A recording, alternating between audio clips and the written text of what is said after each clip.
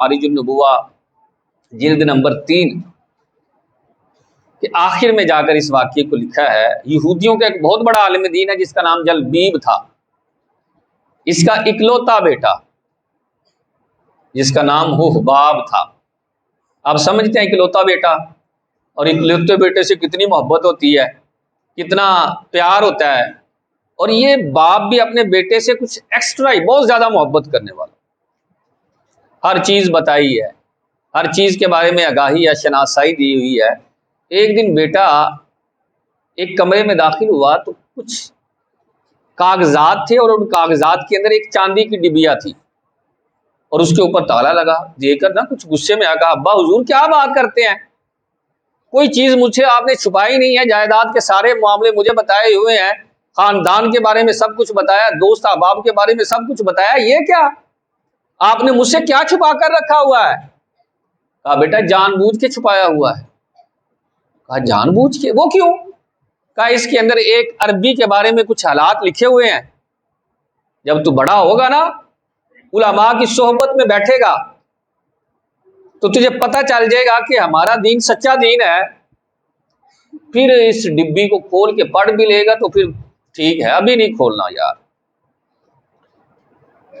اس نوجوان کے دل میں ایسے جیسے چنگاری، یار پتہ نہیں اس کے اندر ہے کیا، پتہ نہیں ہے کیا۔ وہ نوجوان نہ اس تلاش میں تھا کہ کب کوئی باپ کسی کام میں لگے اور میں جا کر نہ اس میں دیکھوں ہے کیا۔ ایک دن وہ جلبیب جو اس کا باپ تھا وہ کسی کام میں لگا تو حباب جو اس کا بیٹا تھا وہ کمرے میں داخل ہوا، اس ڈبیا کا تالا توڑا، کہتا ہے میں نے تالا توڑا اور اس کا اوپر والا ڈھکن جو اٹھایا تو کمرے میں نور ہی نور، روشنی ہی روشنی۔ میں بڑا پریشان کہ روشنی کہاں سے آ گئی، یہ کمرہ سارا جگمگا کیسے اٹھا؟ بہرحال میں نے اس کے اندر دیکھا تو چند اوراق تھے، کاغذ تھے، میں نے ایسا کھولنا شروع کیا تو اس کے فرنٹ پیج پر پہلا جو نام لکھا تھا وہ محمد صلی اللہ علیہ وسلم لکھا تھا، اور اس نام سے نور کی کرنیں نکل کر سارا کمرہ روشن ہو رہا تھا، اور نیچے سرکار کے اوصاف لکھے ہوئے تھے۔ آقا کریم علیہ الصلوۃ والسلام کے بارے میں لکھا تھا کہ وہ بڑے خوبصورت ہیں، ان کی ابرو جو ہیں وہ پیوستہ ہیں، ہونٹ باریک ہیں، ناک اونچی ہے اور خوبصورت رخساروں والے، اور آنکھوں میں جو ہے اللہ کی طرف سے گویا کہ سرما لگا اور سرخی جو ہے ہوگی۔ سرکار کا باقاعدہ پورا کا پورا حسن بیان کیا۔ وہ نوجوان کہتا ہے میں حسن پڑھتا جاتا، دل میں عشق مصطفیٰ داخل ہوتا جا رہا تھا۔ اب ایسے جیسے دل میں یہ آگ سی لگ گئی کہ وہ وقت کب آئے کہ میں محمد عربی کی زیارت کروں۔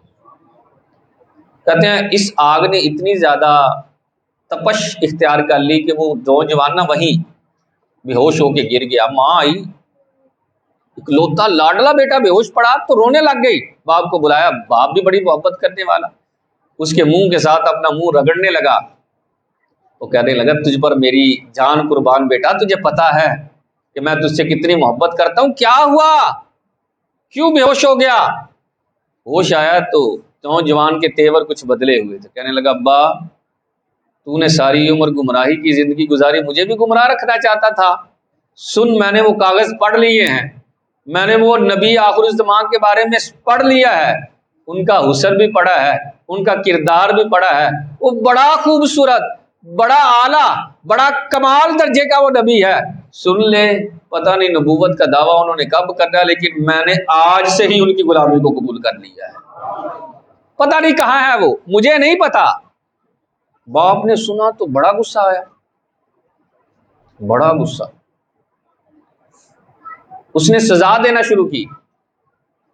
مدینے کے اطراف میں نا یہودی رہتے تھے، ان کے قبیلے تھے، قبیلے کے سردار حی ابن اخطب جو ہے، ابو لبابہ جو ہے، یہ آئے کہا کیوں مارتا ہے یار، تیرا اکلوتا بیٹا ہے، کچھ تو خیال کر، کہا یہ قتل کرنے کا سزا وارے سے قتل کرنا چاہیے، سزا تو دینی نہیں چاہیے، کہا ہوا کیا؟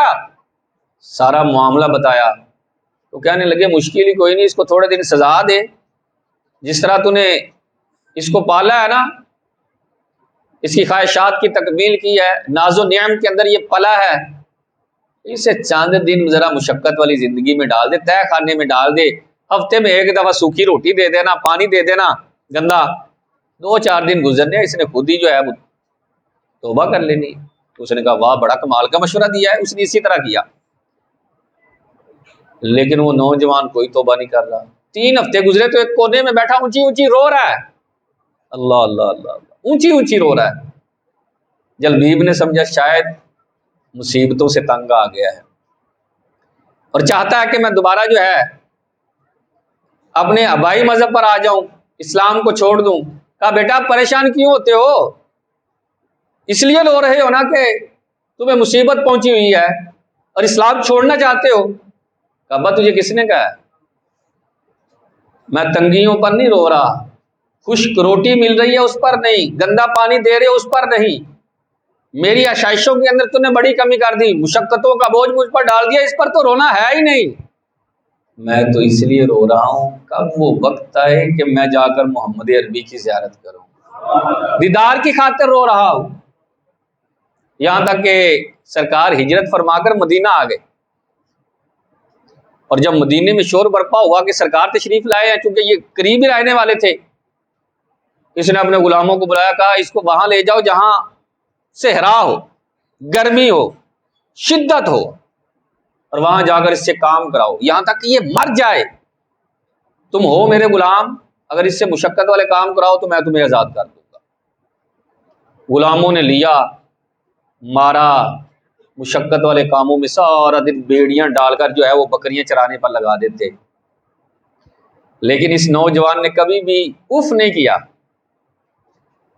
کبھی بھی شکوہ اور شکایت نہیں کی، کیونکہ عشق والے بندے شکوے شکایت نہیں کرتے، کبھی بھی شکوے شکایت وہ نہیں کرتے۔ کہتے ہیں کہ کچھ عرصہ گزرا تو اس نوجوان نے دیکھا کہ رات کے وقت نا بارش برسی، تو آسمان کی طرف منہ کر کے کہنے لگا اللہ تو مردہ زمین کو زندہ کرنے پر اور خشک زمین کو سیراب کرنے پر قادر ہے، دیکھنا وہ حباب اب جل رہا ہے عشق محمد میں، تو اسے بھی سیراب کر نہیں دیتا؟